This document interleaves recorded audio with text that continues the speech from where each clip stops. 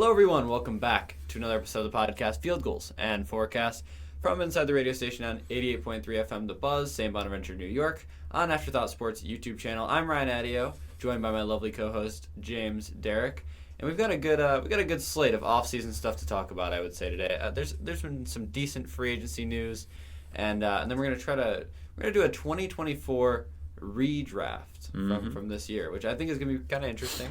Now that we've seen how the rookies played out, we can kind of make a premature guess at who NFL teams would take now if they had the chance to. But we're going to start with some free agency news. Obviously, that's the hot topic right now. The really hot topic, Ja'Marr Chase and T. Higgins, they get the bag. They get the bag from the Cincinnati Bengals. Combined $276 million, 4 years, $161 million for Chase, and 4-year, $150 million for T. Higgins. Do you think that's an overpay for T. Higgins? Yeah, well, I noticed you're only asking me about T. Higgins. Ja'Marr Chase appropriately priced. Right. Really, no matter what you gave him. T. Higgins, I think, unfortunately enough for the Bengals, that actually is a fair price. I think he's a wide receiver one on not any other team, but on a lot of other teams in the NFL. And that's what any other team would have paid him, certainly. Probably. So I think that's the only way they were able to keep him. But, man, when they go to pay anyone else on this team, they're going to have no money. Yeah. It's all going to be gone and tied up in wide receivers. Combined $276 million. Yeah, Jeez. That's crazy. I mean, and let's be honest, the offense wasn't the problem for the Bengals last year. The defense was. Yes. So you have one of the worst defensive seasons that you've really ever had. Your quarterback is an MVP candidate that doesn't win MVP because you missed the playoffs. Yeah. Because your defense sucks. And then you go into the offseason and you tie up $270+ million into two wide receivers. I almost think they might have just been better off letting T. Higgins walk. Yeah. And maybe that's crazy to say. I mean, he's a really good player. But when you need defense, you got to put some of that money into defense. Exactly. You can't just let those guys walk. And we've seen a couple of them walk already. And I don't know. It's not a good look. Bengals they're going to have to outscore their opponents. So there's going to be like a 70-67 game for the Bengals, and they're going to lose somehow. Yeah. And their offense is going to put up like 60 points, and it's going to be ridiculous. I think Ja'Marr Chase, obviously that's the right move. You put him with his LSU teammate, his college teammate, and you tie him up for the 4 years, and he deserves, the $41 million a year, I think he's getting now. And he's the highest paid non-quarterback because Myles Garrett got $40 million. So the Browns, that was kind of an FU to the Bengals there a little bit, being like, Myles Garrett's going to get $40 million, so you have to pay Ja'Marr Chase $41 million now. Yeah. But yeah, the defense not getting any help is the big story here, I would say. Yeah, definitely, without a doubt. But most other teams know how to lock up their defense. The Panthers already did it with J.C. Horn. Now the Texans are going to sign Derek Stingley to a 3-year, $90 million deal, the highest paid DB in history. J.C. Horn had it for like a week, maybe like 4 days. Yeah. Really, really good corner. 3 years, though. That was strange to me. Only a 3-year contract. Yeah, and maybe that was the only way they could tell him, you can be the highest paid DB. Yeah. Because you think if you're going to pay someone the most amount of money for that position in history, you'd rather have it on a short deal as opposed to, an extra year, 4 years. Right. But you kind of wish you'd prioritize locking Stingley up for a longer duration as opposed to just having the money there. You know what I mean? Yeah. And, we've seen the Texans make questionable moves pretty much all offseason. They got rid of Laramie Tunsil. They dropped Shaq Mason. They traded for Christian Kirk, which was a slightly strange move. And they're probably going to let Stephon Diggs walk, I would assume. Maybe I'm wrong. But at least, they got Derek Stingley locked up for another 3 years. He had 5 interceptions, 54 tackles, lowest completion percentage when targeted by any DB in the league, which is a crazy stat. And he had 2 interceptions to kind of help them win in that wild card game against the Chargers. I don't know. I guess what was this the deal you would have gave Derek Stingley? I guess I don't know. Well, for me, I would say no. I would prioritize getting that fourth year in there and try to figure out the money with him. Maybe you just get a deal that looks exactly like J.C. Horn, but I would have tried to get a little bit longer of a contract. I don't know if Derek Stingley wanted a shorter contract, or again, if this was the only way they could fit the money in there. They didn't want to go over $100 million. They paid a lot of people last year. Yeah, but I don't know. I feel like I would have tried to get that extra year any way I could. Maybe, identical to J.C. Horn, 4-year, $100 million. Yeah, and I guess it's almost the opposite of the Bengals, where they signed defense. And don't get me wrong, they needed defense, but their offensive line really was the weak part of the team, and they're letting a lot of offensive linemen go. It's weird. I mean, they needed Stingley, they needed to sign him, but they really haven't made enough moves to prove that they're going to be a good team again next year. No, and trust me, Tunsil, he is good, but at the same time, I watched a fair amount of Texans game last year. My roommate had Stephon Diggs and C.J. Stroud on his fantasy team.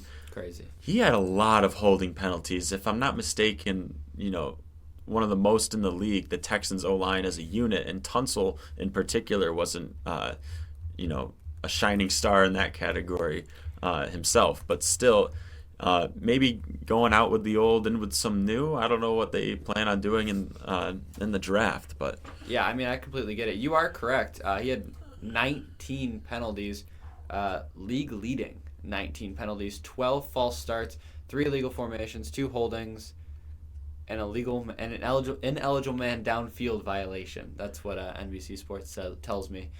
That's a lot of penalties. Yeah, so league leading. I would go as far to say Laramie Tunsil might be a little overrated right now. Well, I guess I wasn't harsh enough. He's the worst when it comes to penalties. Yes, the worst. The worst. So, yeah, I guess you can understand them getting rid of Tunsil, but at the same time, you're still losing arguably your best offensive lineman. But to be fair, a lot of good O-linemen are going to hold and get away with it, and Tunsil doesn't do that, certainly. That's true. And, I mean, we've seen what happens with the Chiefs. I don't even have to go over it. You know how I feel about their offensive line. Yeah, I know. I guess that's all I really have for the Texans. Cooper Kupp, we talked about him a little bit last week. He's moving to the Seahawks, 3 years, $45 million. Is this a mistake for either Cooper Kupp or the Seahawks, I guess? Well, the Seahawks weren't going, they have enough talent on their defense that they're going to have to pay in these next couple of years, where they weren't going to be able to give DK Metcalf the money he wants. This is not exactly DK Metcalf, Cooper Kupp, but I think it's still something where if you want to make a calculated risk, maybe get somebody who will be, still great for a year, maybe 2. If you can get 3 great years out of Cooper Kupp, I think that's what they're hoping for, I guess. You're working some black magic. Yeah. If you get all 3 years for him to be productive. I don't know. I think it makes sense. It makes a lot of sense. You're only paying $45 million instead of the, $100+ million that you have to pay DK Metcalf. But again, I don't know. I think they do still have enough offensive weapons where signing someone like Cooper Kupp and downgrading a little bit at wide receiver for that cost is still a viable option for them. It's a good risk for me. Yeah, I feel like I'm just talking about Devontae Adams again. I don't love the move. I really don't. You don't like aging receivers whatsoever. No, I don't. Maybe it's the Calvin Johnson effect where I'm like, he retired at 29. Like that was it for him. These guys are pushing 30, 31. Cooper Kupp, I think, is 31 now. 3 years for him is a lot. And I think this is them saying we have full faith in JSN. He's going to be our wide receiver 1. Cooper Kupp's going to move to the slot. But Sam Darnold is not going to be able to get them the ball. I'm sorry. I just don't see the Seahawks offense panning out. Their offensive line is terrible. Their run game could never get going because of it. Sam Darnold is not better than Geno Smith right now. Maybe not right now, but you also have to consider, I mean, how old is Geno Smith? Right. You just okay, talked about you're it with right. wide receivers. You're right. He's what, 32, 34? Somewhere in that I would range? say like 34 or something Yeah. like that. I think he is Darnold, 34. Darnold, he's probably a little bit older than you'd think. Was he like He's 28 I now? want to say. Yeah. Yeah. He's But actually younger than most people think because he was young when he was drafted. yeah, but still, 27. Yeah, it's really young. I mean, that's younger than like Josh Allen. you get a little older at receiver where you can afford to do something like that, and you get younger at quarterback when I'm sorry, Geno Smith was never taking you to the promised land. So No. again, I think it's a No. very well calculated risk with both of these guys. They could come in and be a complete and total waste of money. But then again, you could have paid DK, and you could have paid extended Geno or whatever, and Just you been still couldn't mediocre have got again. it done, Yeah. and you wouldn't be able to sign the defense that you need to sign these next couple of years on the back end either. So I think they're doing what they have to do, to be honest. And to be fair, they're scraping together what could be a formidable roster. I no Aiden O'Connell for Darnold though, so we'll see how he does. I guess that's true. I don't know. Something about this move with Sam Darnold doesn't sit well with me. He just looked so good on Minnesota, and we've talked about this. I'm sure we have. And like obviously Kevin O'Connell's a great coach. He's a QB whisperer. I think maybe that was the reason Darnold did so well. Darnold's been passed between so many teams. I'm just worried he's not gonna look as good as he did in Minnesota. And I mean, we kind of saw a classic Darnold at the end of that Minnesota run. I'm just worried he's gonna look like that for them. And they're getting all these weapons, and they don't have anybody to facilitate it. I think the problem with the Seahawks right now lies, and as you've mentioned, with the O-line. Yes. Without an O-line, you're not going to be able to run the ball as well, and then you won't be able to have the play action. But to be completely honest, they've got talent at wide receiver, that formidable talent. They will be fine throwing the ball to wide receivers. They have talent at running back. They will be fine with Charbonnet and Walker. I mean, Yeah. Kenneth Walker they could trade Kenneth Walker, and Charbonnet could step up and be Both of them just are as good. starting running backs, yeah. Yeah. The problem's the O-line, and that's why it's such a big problem, is you can't do either without a good O-line. So again, draft is coming up. They're gonna have to do what they can to build that part of their roster, but they definitely have the talent, right? There are plenty of times where Kenneth Walker tries to, run up the gut, totally collapses, and he can just bounce it out for, 70 yards and take it to the house. And he's had his injury problems too, which isn't, positive. I think, I don't know. I mean, the Seahawks have the last pick before playoff teams in the draft.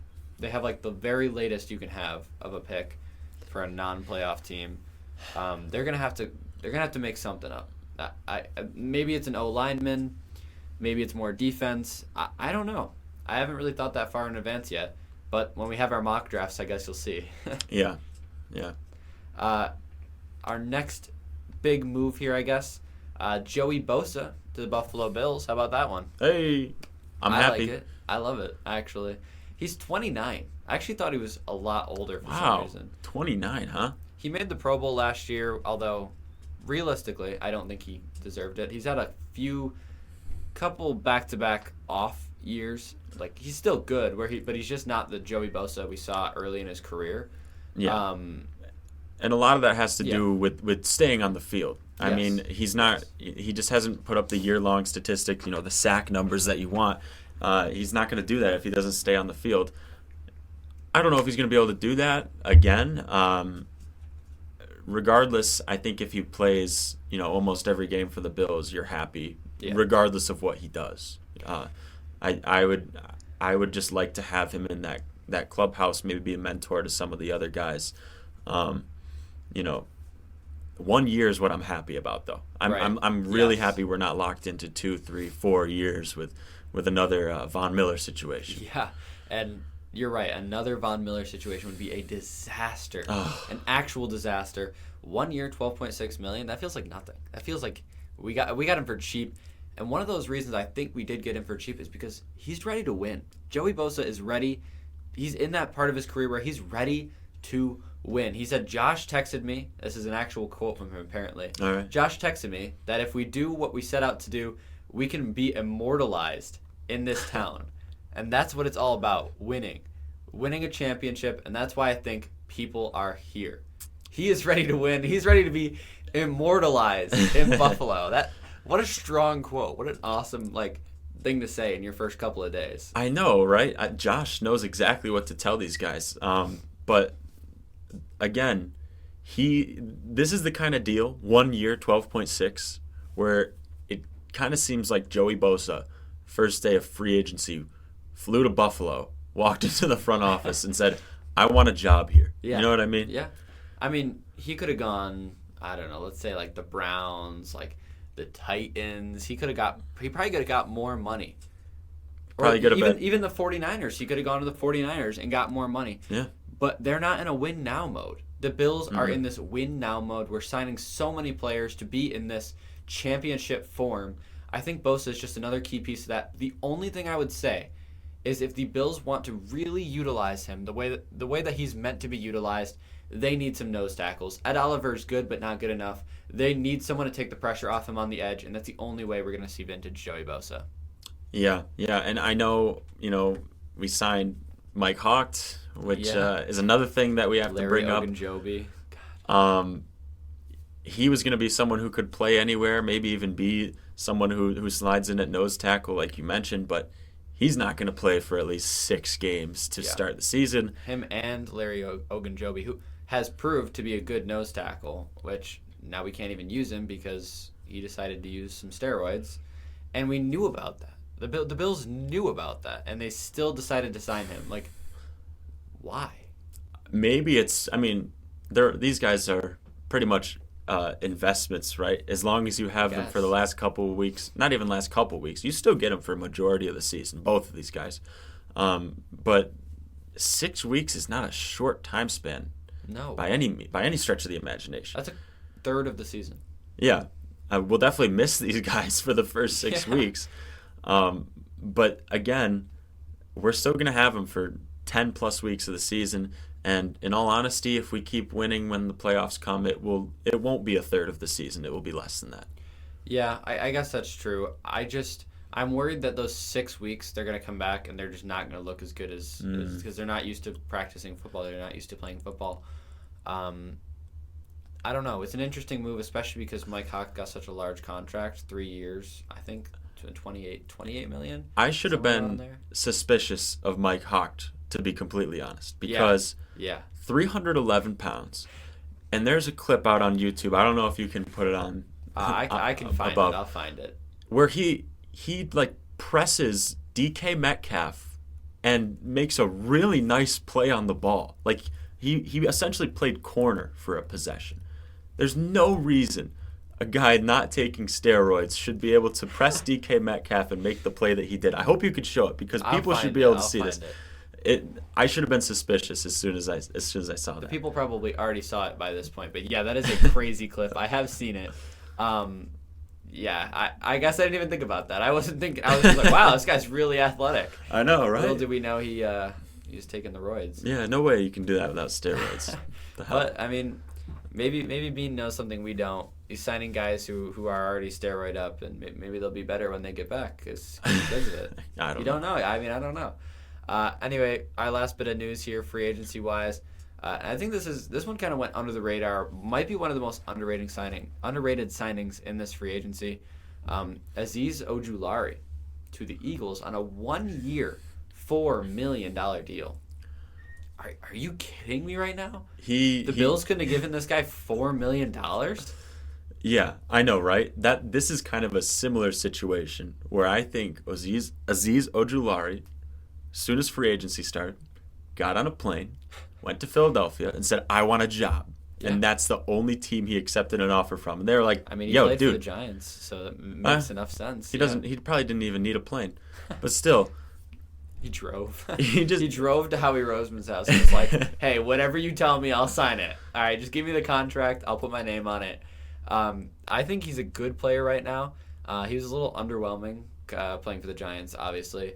But I think, honestly, we saw what the Eagles did last year with, like, Zach Bond. He could be another one of those players. I really think he could be another one of those, like, Zach Bond-type players that the Eagles just develop into something unreal. Yeah, I'm a little pissed that the Bills couldn't have cut him even like a $6 million check, man. Yeah. Something. Yeah, I think he's completely worth it. And another bit of Bills news that I just glossed over today. We shortened Matt Milano's contract. Did you see that? I did not. I've been busy today. We took a year off Matt Milano's contract. He now only has 1 year left with us before he's a free agent. I think Azeez Ojulari maybe could fit that kind of spot if we like, I'm just saying, I think that could have been our guy. Yeah. It was a missed opportunity, but I guess it is what it is. I wanted us to get him at the trade deadline. Actually, I think the Eagles wanted him at the trade deadline too, but now they got their guy. He's sneaky. He's going to be sneaky good this year. I think he will. Yeah, again, a little upset the Bills couldn't have done anything there, but go Eagles, man. Just keep grabbing up everybody, just anyone you can, huh? Crazy. That's actually crazy. Let's move on to our 2024 NFL redraft. We're now, how many weeks has it been since the end of the season? I mean, like almost 2 months now, right? Feels like forever. I mean, since the end of the regular season, it's like, half a year at this point, it feels like. But, But we have the 2024 order, all the trades taken care of. And we're also going to do the Bills' 33rd pick, and why not? We're Bills fans. Mm-hmm. No trades, obviously. Nobody's trading up, trading down. Mm-hmm. I didn't want to think that too far into it. But we're going to do a complete redraft. Maybe by the end of it, we'll kind of breeze through these picks. But at least for now, I think we can start. We can talk about these picks a little bit and why. Let's start with the Bears at 1.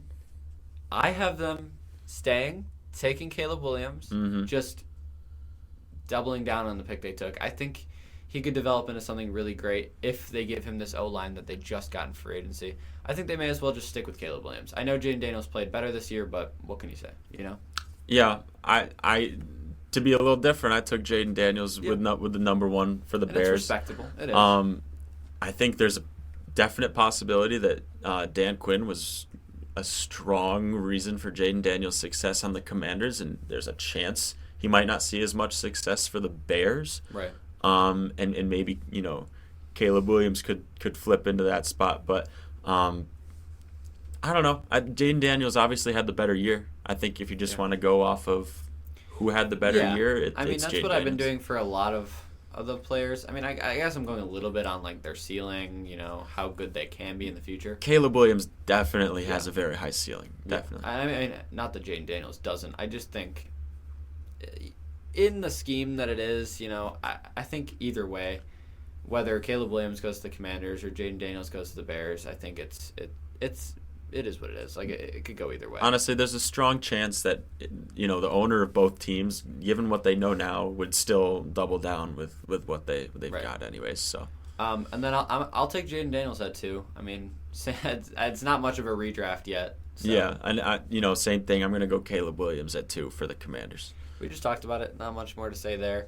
I mean, obviously, Jaden Daniels just fits so well in this Commander scheme. It'd be interesting to see what would have happened, but I don't think either team would ever go back on their picks.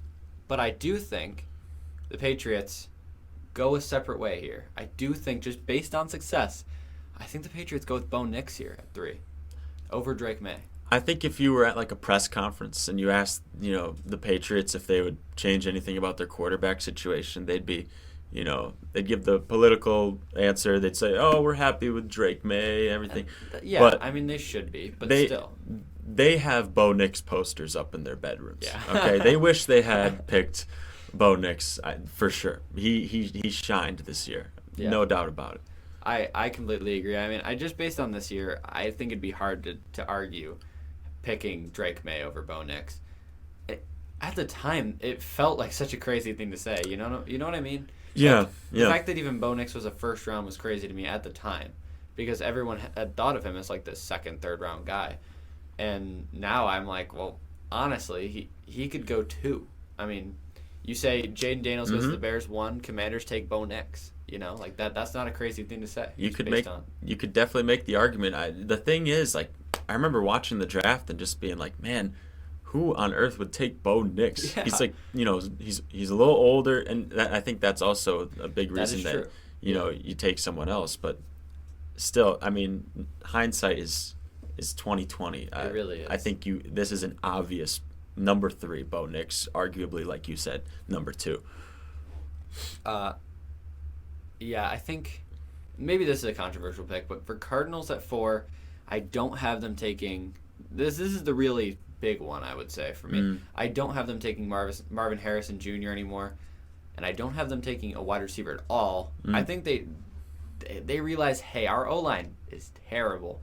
Probably one of the worst in the league. I mean, it's very middle of the pack, but for what we're trying to do with James Conner, what we're trying to do with Kyler getting time in the pocket, actually being a pocket passer, having a good offense, I think they have to go Joe Alt. I think just having that anchor at left tackle and just knowing that he's so good, I don't see why they don't pick a O-lineman here. Yeah, Joe Alt, I mean, he was one of the best this season. Definitely worked out for the Chargers. For 100%. Me, though, I'm going to have the Cardinals taking Jared Verse. I mean, wow. He was insane this year. He was nuts. I won't lie. I just that's a really high pick for him. I won't lie. I think he goes up a ton. That's true. He's defensive rookie of the year. Defensive rookie of the year, and the Cardinals defense. I mean, geez, man, they couldn't guard a parked car. You know what I mean? Yeah, and I mean we talked about this. The Cardinals just aren't good. I don't know what it is. Like there's just something about the team, and they're just not very good. They had all the chances in the world to make the playoffs this year. They had one of the easiest schedules, one of the easiest divisions in the league, and they're just not good. They just couldn't win when it mattered. Their offense would go down, and they'd have like 2 minutes to make a final drive to get 3 points, and they'd be stuck on their own 20. You know what I mean? Like, their defense couldn't stop, and their offense couldn't get anything going. I'm surprised they even had as many wins as they did, honestly. Yeah. But I digress. Chargers at 5, playoff team here with their pick. But I think, and honestly, this is who I had the Chargers taking originally. I did have them taking Malik Neighbors, which, don't get me wrong, Joe Alt was the pick to make. But I have them taking Malik Neighbors at 5 here because they need receiver, and Joe Alt's just not there anymore. Malik Neighbors, obviously, honestly, it was between him and Brian Thomas, excuse me. So and you're still... They're both very good, but Malik Neighbors just has such a high upside. I think just the athletic catches that he made, get him a QB, get him Justin Herbert, he's going to be a stud. I'm telling you. Yeah, no doubt. For me, it becomes very obvious with Joe Alt still on the board, and considering how well it worked out in real life, Joe Alt is going to be taken at 5 again by the Chargers.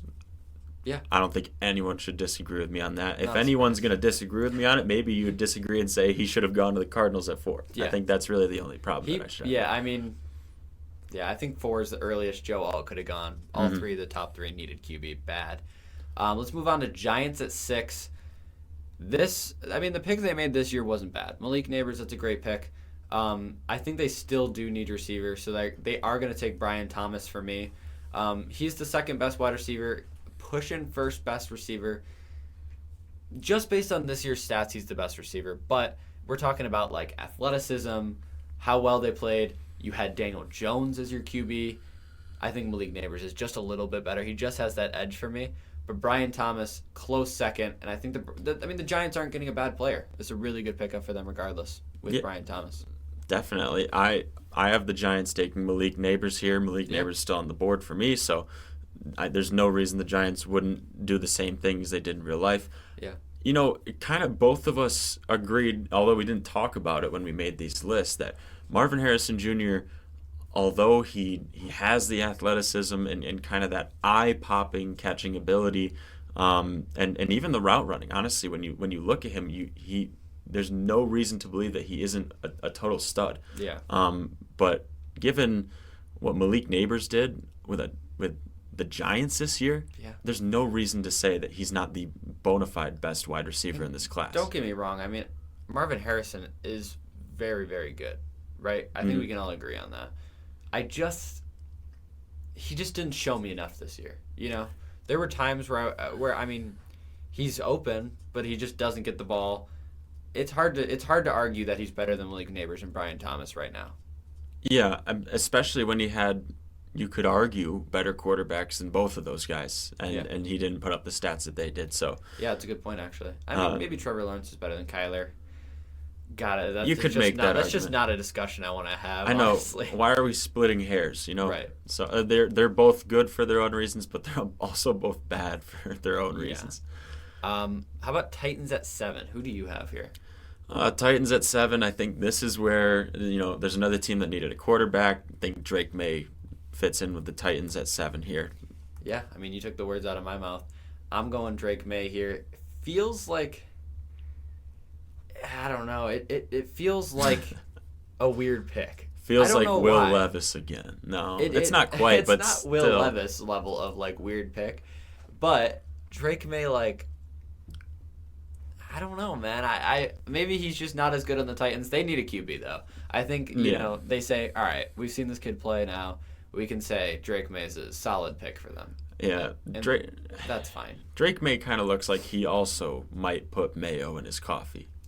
You know what I mean? And maybe they can have a QB battle. Yeah. You know, why not? Maybe he can sit behind Will Levis for a little bit and learn.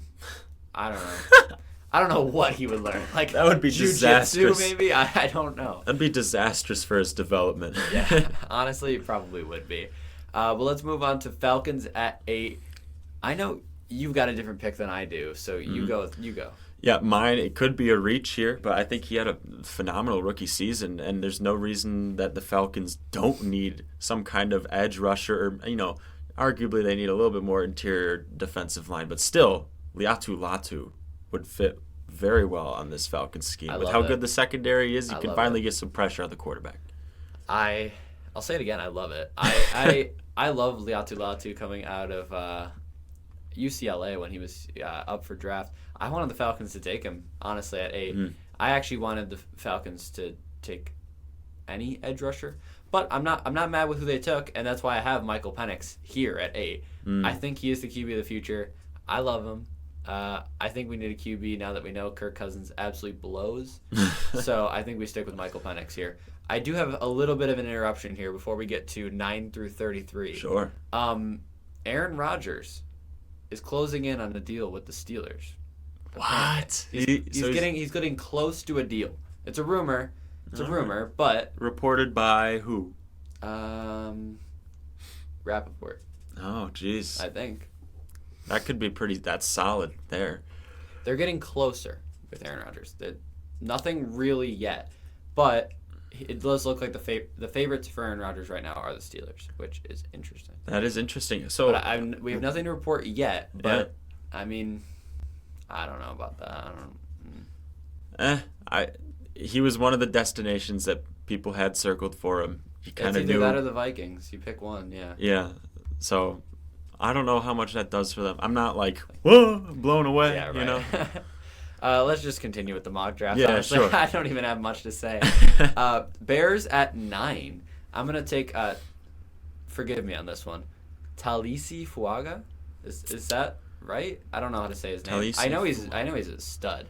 From Oregon State, I believe. He's a rookie offensive tackle. He was actually rated the top offensive tackle this year for rookies. Well, behind Joe Alt. Let's just put it that way. Yeah, and there's a big chance that I let him fall way too far down my redraft, but Bears need O-line. They really do, and they buffed it up a little. I mean, they buffed it up a lot this free agency, but just keep adding to it, honestly. Yeah, for me at 9, I think they take Brock Bowers. I like that pick too. Someone a little closer to the quarterback. I think Jaden Daniels would have a better chance if he's on the Bears to fare better than Caleb Williams did with someone who's going to get open closer to him. Closer and kind of like that slot guy. Brock Bowers was historically good this year. Yeah. So if Jaden Daniels didn't exist, he would easily be Offensive Rookie of the Year. Yeah, exactly. Vikings at 10. They obviously trade up one spot with the Jets here. They take J.J. McCarthy in real life. well, is it like, how do I even say that? Like, they take J.J. McCarthy, actually. But here at 10, I don't think they go quarterback. I don't know. I think J.J. McCarthy almost feels like a mistake with how well Sam Darnold played for them. Yeah. I mean, I think Maybe they just keep Darnold in this redraft world. Let's say they just keep Darnold and they take, I don't know, I have Jax Powers-Johnson here. They just buff up the O-line a little bit. For me, they have 2 first-round picks, so hint, I think they can wait a little bit longer. But at 10, I have them taking Quinion Mitchell. I think that defense would just get even better this year. They were already really good, but I think they can stack it up even a little more. Yeah, I like that pick, actually. Jets at 11. I mean, this is who I wanted them to take originally. I don't know if we watched the draft together. We did. I don't know if you remember this. I really wanted the Jets to take Brock Bowers, so I'm gonna make sure the Jets get Brock Bowers this time. Obviously a stud. We've talked about it. No need to go any deeper into it. Jets need some more offensive weapons. I think their defense has always been fine. Pair him with Justin Fields. Let's see how he does. Yeah, why not? For me, it's not going to be too much different. Another stud. I've got Marvin Harrison Jr. at 11 here. I do like him a little more than Brian Thomas Jr.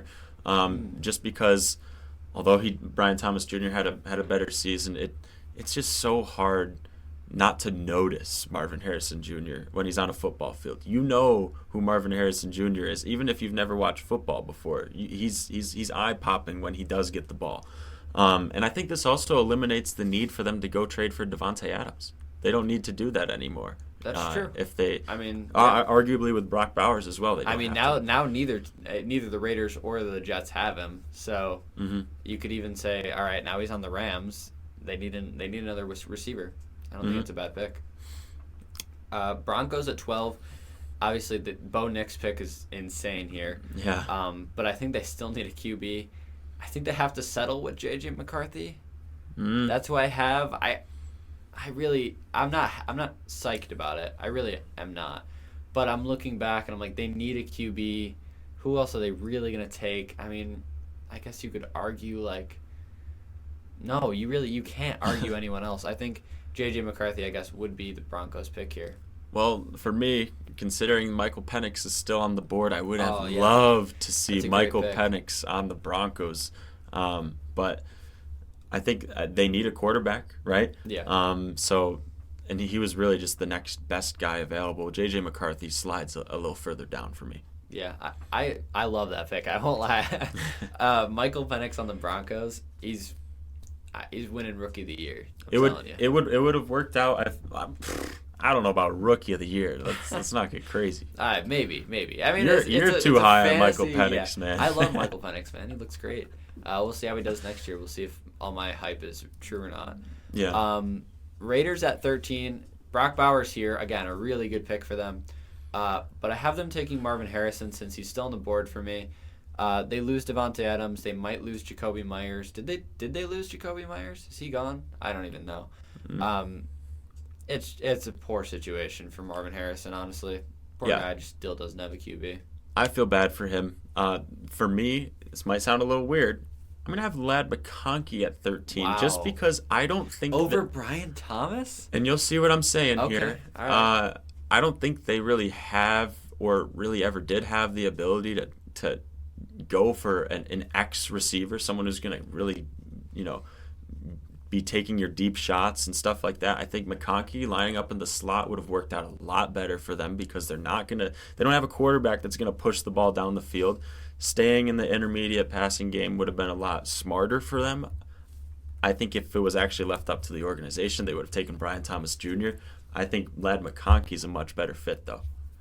Who was the slot receiver for the Raiders a few years ago? I gotta find this. Hunter Renfrow? Hunter Renfrow, dude. Mm-hmm. Ladd McConkey could be the next Hunter Renfrow. Yeah. I love it. That's a good pick. I don't know if I would take him over Brian Thomas, but I'm here for it. I mean, a nice check down guy for Aiden O'Connell, I guess. Yeah. Saints at 14. I actually really like this pick that I did here. I'm going Quinion Mitchell. They lose Marshawn Lattimore. They lost Paulson Adebo. They need a corner bad, and I think Quinion Mitchell's that guy here. Yeah, I can't disagree, but given I'm chewing through all my wide receivers here already. I have the Saints going with Brian Thomas Jr. I think they don't have many more years of Olave. No, I would agree. I think they're going to need a wide receiver coming down the line here because Olave needs to get out. Yeah, he needs to get out for his health and safety. I feel bad for him almost. So Brian Thomas Jr. is really the next best guy, and I think he works out a little better for the Saints. Yeah. Colts at 15. I have them taking Jared Verse since he's still on my board and didn't go. Where did you have him going? Cardinals at 4? 4. Yeah. Very early, I will say. I have Jared Verse at 15 still alive. I have the Colts taking him over Leatu Latu. I mean, it could go either way, in my opinion. Jared Verse, obviously, Defensive Rookie of the Year. Blah, blah, blah, blah, blah. He's very good. Colts need an edge rusher. He's there now. Yeah. I don't think he'll play as well as he did on the Rams, but I digress. For me, the Colts, they still do need the edge, but the best edge that they can still take for me is Chop Robinson. I know you're not very high on him. The Bills dominated the Dolphins this year, and Chop Robinson was never really a factor in any of the games that I watched. But still, I think he's got a lot of potential, right? And that's what the Colts would be going for. Is Dallas Turner gone for you? No. So you're saying Chop Robinson over Dallas Turner? He's not that much further down the list, but yes. I will say that's a little bit of a hot take, but I don't mind it. I think he's got potential. Maybe it's because I don't like Chop, but it is what it is, I guess. Yeah. I also like Dallas Turner to the team that I actually have him drafted to. Maybe some wishful thinking, so. We'll see. Vikings at 17, they go Dallas Turner. I have him taking Dallas Turner again. Okay, all right. I think I know who your pick is since he's still on the board. Seahawks at 16, we're at? Oh, I'm sorry. I skipped the Seahawks. I was going to say. At 16. I have them taking Latu. I mean, we're on a run of defensive ends right now, so. I'm not too different from you. Byron Murphy, again. Yeah. Kind of how it worked, but they need him, so. Yeah, I don't mind it. Great pick. Now Vikings at 17. I have them taking Dallas Turner again. Same thing. Just it worked out fine enough. Run on defensive ends. That's all I can say. The Vikings, for me, I think they still do pick their quarterback, considering now they can still take him at 17. Kind of a more appropriate value for J.J. McCarthy to be selected at 17. So they can still get their guy, but they don't have to pick him so early and lose out on some value. Yeah, I like it. And you're right. It is a more appropriate value for J.J. McCarthy for sure, who coming into the draft was like a third-round grade, and they took him at pick 11. But he was a hot commodity, I won't lie. Bengals at 18, I have Cooper DeJean. Why not? Yeah, Cooper DeJean, they need defense so terribly bad. Cooper DeJean is the best corner left, slot guy. I think he plays really well. We'll see. I don't have Cooper DeJean here. I think Nate Wiggins is a little better than Cooper DeJean. Maybe that's a hot take. I think the Bengals. I think he also is just a better fit for the Bengals. I could agree on that. Yeah. He's more of a X corner guy, not like a slot corner guy. I don't know. It's interesting to see. I think Nate Wiggins maybe has a higher upside. DeJean's a better athlete. It could go either way. I think I like Cooper DeJean more, but Bengals need defense regardless. I think you get the point. Rams at 19, without any of the defensive ends there for them, I have them taking Chop Robinson. There you go. He's there, yeah. If you'd like to, you can flip mine and yours. He's good. I have Dallas Turner here. I think could go either way. I think it's kind of more just wishful thinking for me. I think that the Rams just always run into a very good defensive end. They always get a good pick somehow. It just falls. Yeah, it just kind of how it worked out. But yeah, Dallas Turner at 19, that would have been a steal for them as well. Steelers at 20. We're getting to the bottom half of the draft here. I still have them taking an O-lineman. I have them taking J.C. Latham. It's a good pick. Fine pick. They need O-line. It is what it is. He was good this year. While I can't argue with the fact that they need O-line, I feel like they like drafting their defense. And Braden Fisk had a phenomenal year. Yeah. I feel like he also works out with them as well. They do still need offensive weapons at least on the O-line. They got Metcalf, obviously. Mm-hmm. But Braden Fisk had a great year, and I think they like to draft their defense as well. Yeah, I think O-line is one of those things that the Steelers just utterly need so bad. And I think their offense is good enough. They just need to buff the O-line. Defense is great. What else can I say? Dolphins at 21. I have them going O-line as well because their interior O-line is awful. I have them taking Graham Barton, the center who originally went to the Buccaneers. He's pretty good. He played actually pretty well this year. I mean, he was a first-round pick. He looked like it. I got nothing else to say. Played well. For me, watching the Bills absolutely tear up the Dolphins has led me to believe that they still needed to pick someone on the edge. I have Tavondre Sweat here. They need him. I think the defense still sucks. Yeah, but they still need it. The defense is really terrible. That's the thing is I could go defense with the Dolphins, but their interior O-line, I just don't think there's not good enough defense. I mean, I think Tavondre Sweat's a little bit of a reach. Maybe, and honestly, thinking about it now, if their defense would still suck anyways, maybe I should have just gone interior O-line here. Or someone. It is what it is. It's locked in stone now. Yeah, exactly. Eagles at 22, they still need DBs here because they don't have DeJean or Quinion Mitchell. I think they go Nate Wiggins since he's still on the board for me. He played well. He played well for the Ravens. I can't complain. He'd probably be insane on the Eagles. I won't lie. Yeah. And who else was insane on the Eagles was Cooper DeJean. I think he's still here, so why not? Yeah, he fit well. You already know what he's going to do. I think it's a match made in heaven for him, honestly. Yeah, and the Eagles would be thanking their lucky stars that he is still there. Yeah, which I agree. Arguably he shouldn't be, but why not? Just go back to the Eagles, yeah. Cooper. Jaguars at 23. A guy who, I had really high hopes for this year. I thought he was going to be insanely good. And maybe it's just because he's on the Bears, but I almost forgot about him. Rome Odunze. I'm taking the Jaguars are going to take him. He might have a Brian Thomas level season with the Jaguars, but we'll see. I think he has the potential to do that. That's not a bad observation, but I think considering how terrible the Jaguars still were, really on both sides of the ball, I just have them building their offensive line. I have Dominic. Is it Puny? I want to say it's Puny. I don't want to butcher too bad, but you know who we're you might about. as well build your O-line Niners. inside out. The Jaguars I feel like they would just realize, we're gonna suck whether we draft someone, a wide receiver or not. So just build the O-line. They really don't have any receivers now. No Kirk. They can just no tank and build the O-line. That's what I'm saying. That's what they're gonna have to do. Lions at 24. I don't really love any pick for them here. I'm gonna go Terrion Arnold. I think you could go either way. I think he's got high upside. He played really well at Alabama. He's a penalty machine. He really is. He's one of the worst when it comes to holding and DPI. But I think give him a few years, he'll be good. I hope so, at least. Yeah.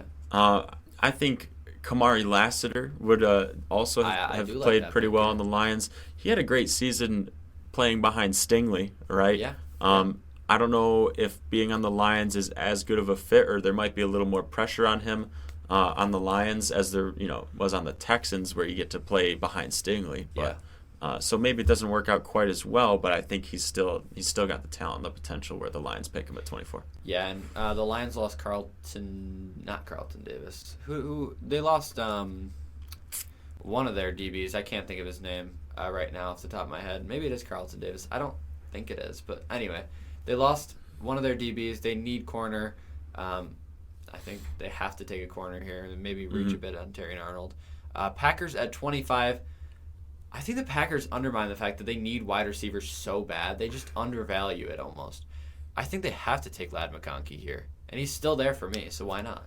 Yeah, I mean, if I still had a wide receiver, then sure, I would have thrown someone else there. I could argue Rome Odunze, but I think that's kind of just carbon. You still have Rome Odunze. I didn't say Rome Odunze though. I took Andrew Phillips. He was one of the best graded defensive backs. Why not? On the Giants this year. So I think especially playing under Jair Alexander, he would slide down the depth chart even further. I think that just goes that bid's even better for him. Yeah, I don't mind that. I think, and they might lose Jair Alexander too, so we'll see how that plays out. Buccaneers at 26.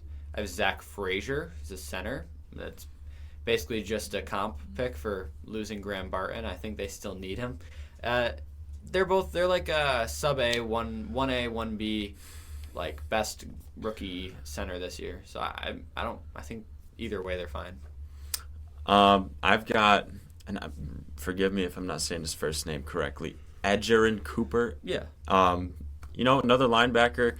They're aging at that position in particular. I think they could use some youth to infuse there, get a little quicker in the middle of the field as well. I think it's just still a good fit. They could use him. Yeah, I like it. Cardinals at 27. I can't stress how much their O-line is terrible, so I have them taking another guard. Yeah. Dominic Puny, who we talked about earlier. Yes. 49ers guard, blah, blah, blah. We talked about it already. They just need O-line so bad, in my opinion. I don't know. For me, I've got Jackson Powers Johnson here. They do get their. He fell far for you. Yeah, he did. Maybe a little farther than he should have. He probably isn't available, to be honest. But again, they still get their O-line that they need, which they definitely need. I think we have the same pick here for the Chiefs at 28. They loved their guy. I think they stick with Xavier Worthy. Yeah, I mean, they traded up for him, right? Right. So there's no reason that they don't still get him. Yeah, I think that's just the pick. Cowboys at 29. Here I have Edgerrin Cooper. Great outside linebacker for the Packers this year. Really defied expectations, if you're asking me. He could develop into someone really good. And Cowboys pairing him with Micah Parsons is going to be nasty. Yeah. Would have been a nice pick if they actually had it, but I think they have some good synergy there if you can team those guys up. But for me, kind of thinking a little outside the box here, Bucky Irving. They need the running back, and he was phenomenal this year. I almost forgot about Bucky Irving. It's hard to justify making him a first-round pick, in my opinion. Yeah.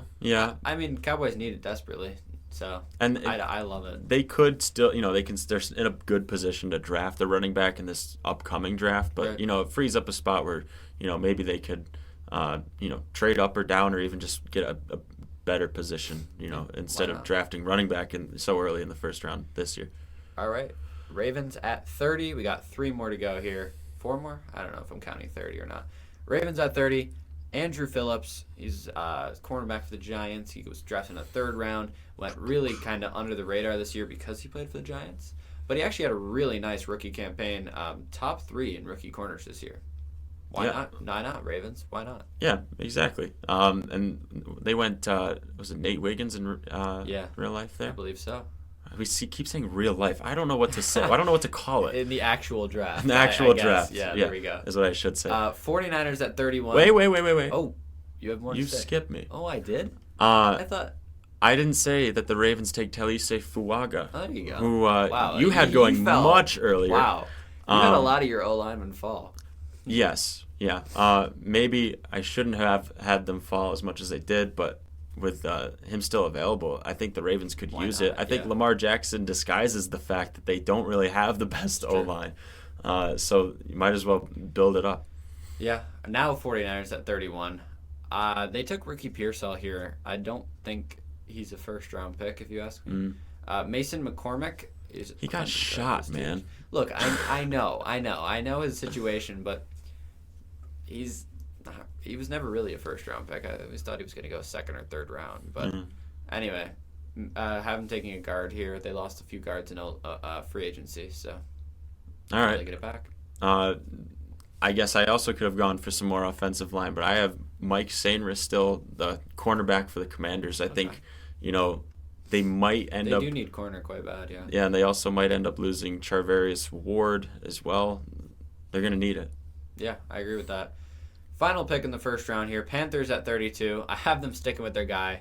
Xavier Legette is just a Panther. I don't know. There's just something about him. He's from Carolina. He loves playing for the Panthers, man. Xavier Legette. Yeah, man. I had to say the deep ball, man. I love his accent. I have the same thing. Xavier Legette, he loves the deep ball. Yeah, you're absolutely right. And I think he loves playing in Carolina. How about the Bills at 33? You tell me. Shout out Caden Smith, friend of the show. He knows all about Jalix Hunt. He's an Eagle. You might not know a lot about him, but I think he's a nice little edge rusher. He's a linebacker that can rush the edge. The Bills need all sorts of pressure on the quarterback, and Yeah. I think he could help us out there. Braden Fisk is still on the board for me here, so I have the Bills taking him. Oh, that would be nice. Would have been great, yeah, but I think it's a great pick. Neither of us have Keon Coleman, which is really interesting. Now with the Bills' acquisitions at receiver, I just don't think it's necessary. Yeah, exactly. Boom, That's all you got, said yeah. it. And that is the end of our draft. Hopefully we'll put out a graphic for that later so you guys can look back on that without hearing our voices. That's all we got for this episode. Filled a lot of time, I won't lie. Yeah, That I know, draft right? took a little bit longer than I thought it would. But let us know what you guys think about that. Did we make the right picks? Did we make the wrong picks? Did James have guys fall too far? Did I have guys fall too far? Let us know. But that is it for this episode. Thank you guys so much for watching, and we'll see you in the next one. Bye-bye. Peace.